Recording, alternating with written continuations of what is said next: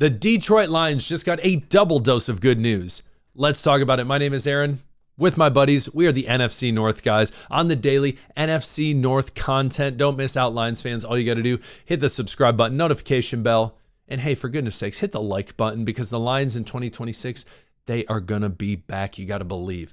In this episode today, what we're going to be talking about, Jared Goff, some comments he made as well. We have to talk a little bit about the interior offensive line. And yes, the offensive line, Penei Sewell, dominant. Tate Ratledge, gosh, the hair, dynamite, very promising coming out of Georgia with a great career in front of him for the Lions.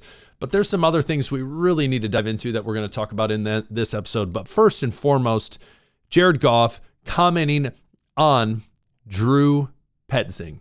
Now, I know everyone was up in arms when Petzing was first hired saying, well, why not Mike McDaniel? Why not that? And that's a whole different story. We're going to see how that journey for him pans out, him and Jim Harbaugh in LA.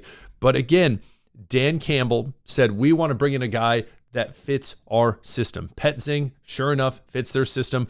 Episodes ago, I'll tag it at the end of this episode, we talked about, hey, the personnel he likes to use and how he really likes, 13, 12, and 13 personnel. So again, that's really conducive for a solid run game. Again, making David Montgomery happy, making Gibbs happy, doing what they need to do, giving solid protection, play action, all these different things for this offense that we know can thrive. We look back to 2024 and we know the potential they can have. And still, even in 2025, with a rough offensive line, with a defense that was literally on a crutch for a good majority of the year and having issues, they still were making a push at the playoffs towards the end of the season. But regardless, Jared Goff had this to say. There's going to be a blend of what he likes, what I like, what Saint likes, what J-Mo likes, and everybody likes. I think he was a home run hire.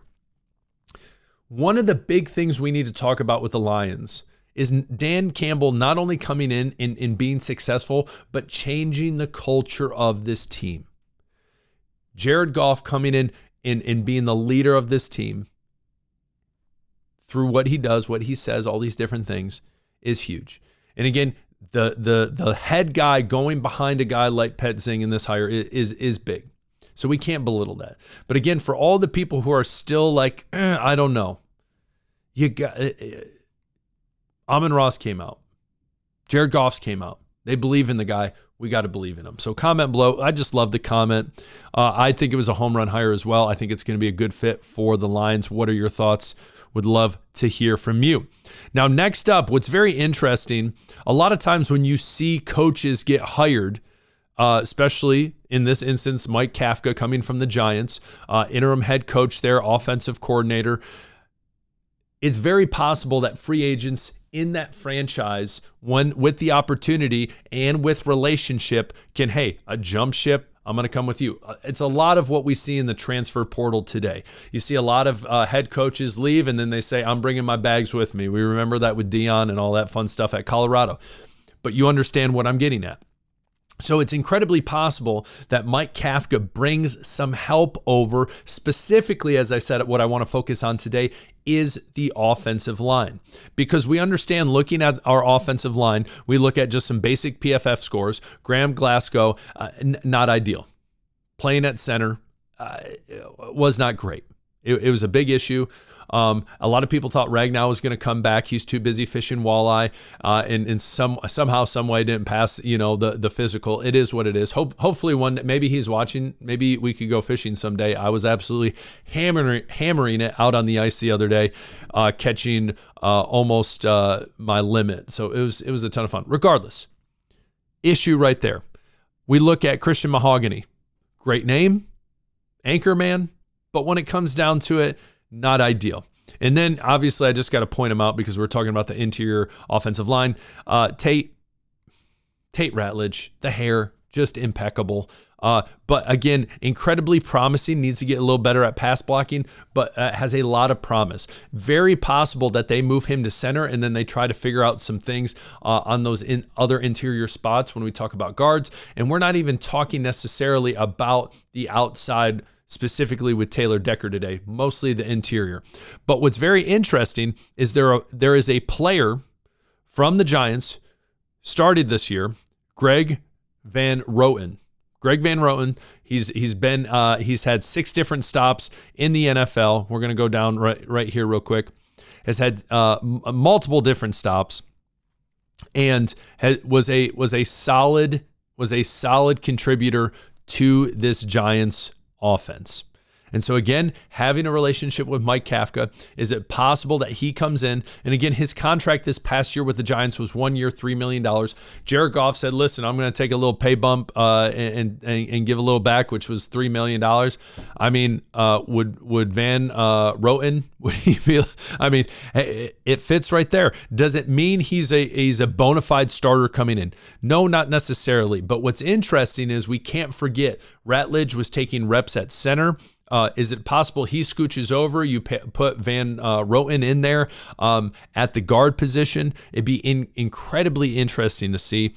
But again, he has experience, veteran, and you even look at, as we said, his score from this past season in exponentially better than Glasgow or Mahogany.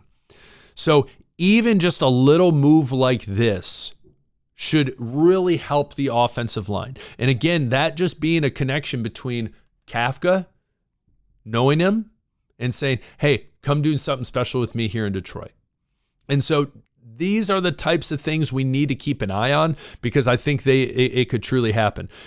So again, Van Roten, what are your thoughts? Again, I'm not saying he's coming out and he's going to be, he's older, obviously. He's 35, but again, has experience, probably still has a handful of years left, probably, I would say probably 2, maybe just 1. But again, coming, even if that's as a spot, depending on what the Lions do in free agency, and that could possibly just be hey, we have him as a depth piece.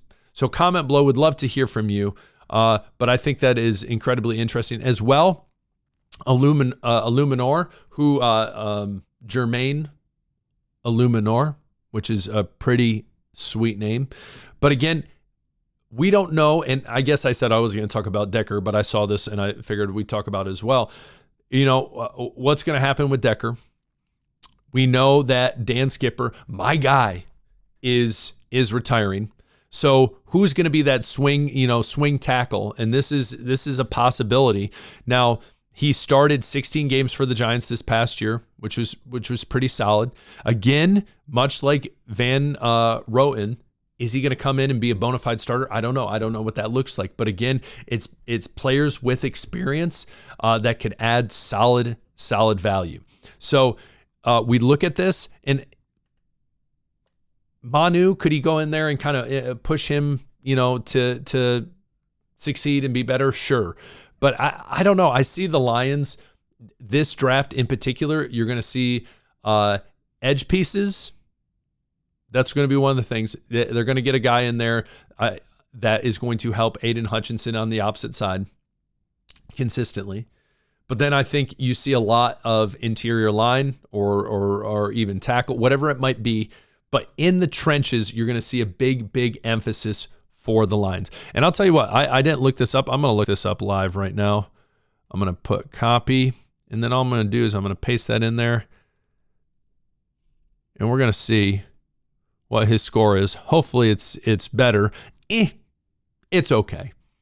It's okay. His pass blocking, pretty solid. Run blocking, not ideal. But again, that was same for Van Roten. And so, again, we have to put that into context. Scadaboo, he ends up being out.